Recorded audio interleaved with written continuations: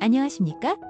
알면 괜히 똑똑해지는 부동산 상식 알똑부에 불과하옵니다. 인사드립니다. 오늘은 저번 시간에 예고해드린 대로 보러 간 집이 마음에 들어서 계약을 해야 될 경우에 주의해야 될 점에 대해서 알아보겠습니다. 집을 살 때 확인해야 될 사항은 이전 영상에 정리를 해놓았으니 필요하신 분들은 참고하시기 바랍니다. 집을 사는 경우이니 매수자 입장에서 설명드리도록 하겠습니다. 계약을 하기 전에 사전에 해야 할 일들이 있습니다. 우선 등기사항전부 증명서를 통해 근저당 등 권리관계를 확인을 해야 합니다. 가압류, 가처분 등이 있으면 일단 사실관계를 파악해야 하는데 그 목적이 채권관계에 의한 것으로서 변제하면 등기 말소 처리가 가능한지 확인하여 가능하면 계약을 진행하고 그렇지 않으면 포기하는 게 좋습니다. 근저당 등 대출금이나 임대차가 있는 경우에는 대출금과 임대차 보증금의 합이 거래가액의 70%가 넘지 않아야 하며 계약금이나 중도금 혹은 잔금 지급 시 지급한 금액과 대출금, 임대차 보증금의 합이 시가의 70%를 넘을 경우에는 지급한 금액에서 대출금 혹은 보증금을 상기하는 특약을 걸고 진행해야 안전합니다. 권리 파악 후 안전한 물건이면 계약할 날짜와 중도금, 잔금 지급일을 공인중개사를 통해 조율하고 해당 물건에 담보대출이 있는 경우 상환 방법과 임대차가 있을 시 임차인에게 매매 사실을 통보했는지 여부와 임차인과의 임대차 관계를 승계할지 여부를 파악해야 합니다.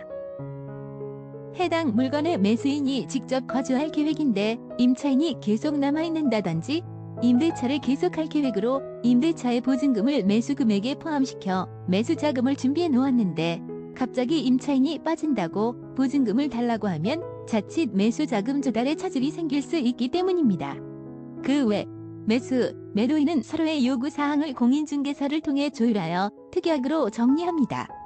계약 당일의 준비물로는 매수인은 신분증, 주민등록등본, 도장, 여기서 도장은 막도장도 가능합니다. 매도인의 준비물로는 신분증, 도장, 등기권리증, 주민등록등본, 임대차가 있으면 임대차 계약서, 여기서 임대차 계약서 사본이나 임대인이 임의로 작성한 임대차원부, 임대차 현황표 등은 믿고 거르시고 반드시 해당 부동산의 임대차 계약서 전체 원본을 확인해야 합니다. 아파트 같은 경우는 임대차 계약서가 하나겠지만 다가구 건물이나 상가 건물 같은 경우는 임대차 계약서가 여러 부가 존재할 수 있으니 전체를 확인해야 된다는 거 잊지 마세요. 다음으로 매도자 본인 여부도 확인해야 합니다. 만약 대리인이 왔을 경우에는 실제 부동산 거래 사고 중 대리인으로 인한 사건 사고의 비중이 매우 높으니 주의하셔야겠습니다. 대리인일 경우 필요 서류에는 매도인 인감증명서, 위임장, 대리인 신분증, 대리인 도장, 매도인 인감도장이 있으며 위임장에는 위임권한 설정이 제대로 표기되어 있는지, 매매일 경우는 매매, 임대차일 경우 전세인지 월세인지도 면밀하게 확인해야 합니다. 특히 대리인으로 가족이 대신 올 경우 위임장이나 입금 통장 명의가 달라도 대충 넘어가는 경우가 있는데 거래 사고가 날 수 있으니 각별히 주의해야 합니다. 예를 들어 아버지 명의의 집을 아들이 대신 팔러 온 경우 인감증명서, 등기권리증 없어도 가족이니까 대충 넘어간다든지 아버지 본인에게 매도 의사 확인차 전화를 했는데 장인어른이 아버지인 척 통화해서 나중에 소송까지 가는 사건도 실제 있었습니다. 부부일 경우는 어떨까요? 우리나라에서는 대출이나 근저당 설정 등은 가사대리권을 인정합니다. 따라서 위임장이 없어도 배우자 상대 측이 단독으로 가능합니다. 그러나 매매와 임대차 설정에 관해서는 가사대리권을 인정하지 않으니 위임장 등을 꼭 확인해야 합니다. 여기서 가사대리권이란 일상적인 가사에 대해 부부 상호 간에 인정되는 대리권으로 일상적인 가사의 범위에는 부부 공동의 생활을 위한 것들로서 이러한 지출을 위한 대출도 포함이 됩니다. 그럼 임대관리 업무 대행을 전문으로 하는 임대관리법인의 경우도 보시죠. 건물주가 임대관리법인에 포괄 위임장을 준 경우 이 임대관리 업체는 전월세 둘 다 가능한데요. 여기서 흔히 뉴스에서 보는 사건 사기가 이루어지는 경우가 종종 있습니다. 예를 들면 건물주는 월세를 원하는데 전세로 받아 전세금을 횡령하는 경우와 포괄 위임장이 아닌 월세 위임장으로 위와 같은 전세로 받아 전세금을 횡령한다든지 위임장의 위임기간이 지난 후 임대차 대리행위를 해서 금전을 횡령하는 경우 등이 대표적이라고 할 수 있습니다. 이것을 예방하기 위해서는 건물주는 위임장의 위임기간과 위임범위, 전세인지, 월세인지, 전월세 포괄인지를 명확히 기재를 해야 하고 매수자 측은 위임장에 기재된 내용의 구체적 범위와 위임기간을 확인하고 거래에 임해야 합니다.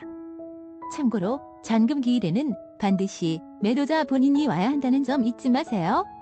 그리고 등기사항 전부 증명서를 확인할 때 계약 전에 확인한 권리사항과 계약일 당일에 발급한 내용의 변동사항이 없는지 반드시 확인을 해야 합니다. 본인 확인 및 서류 확인이 끝나면 이제 계약서 작성을 하게 됩니다. 아까 설명드린 대로 계약일 전에 부동산 중개사무소를 통해 거래가액, 계약일, 중도금 지급일, 그리고 잔금 지급일 등의 날짜와 대출금, 임대차, 기타 해당 부동산에 있을 수 있는 각종 권리관계 등이 있는 경우 처리 방법 등이 미리 사전 조율이 되어 있을 겁니다. 몇 가지 조율이 안 된 부분이 있으면 계약일 날 조율을 마무리하고 계약서에 조율한 내용이 바르게 기재가 되어 있는지 빠진 부분이 없는지 꼼꼼히 읽어보셔야 합니다. 그리고 다시 설명드리지만 대출금 및 임대차가 있는 경우 대출금과 임대차 보증금의 합이 거래대금의 70%가 넘지 않아야 하며 70%를 넘는 부동산을 꼭 매입해야 하는 경우에는 계약금이나 중도금, 잔금 등을 매도자 측이 입금하지 말고 법무사를 통해 대출금 일부를 상환시키거나 보증금을 낮추는 방법 등을 취하시면 됩니다.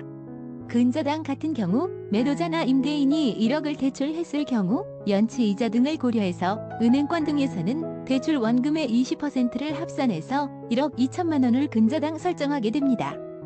이때 매도자나 임대인은 1억의 한도 내에서 얼마든지 대출금을 일부 상환과 대출을 반복할 수 있고 이렇게 대출 원금이 바뀌더라도 등기사항에는 1억 2천만 원에서 변동이 없습니다.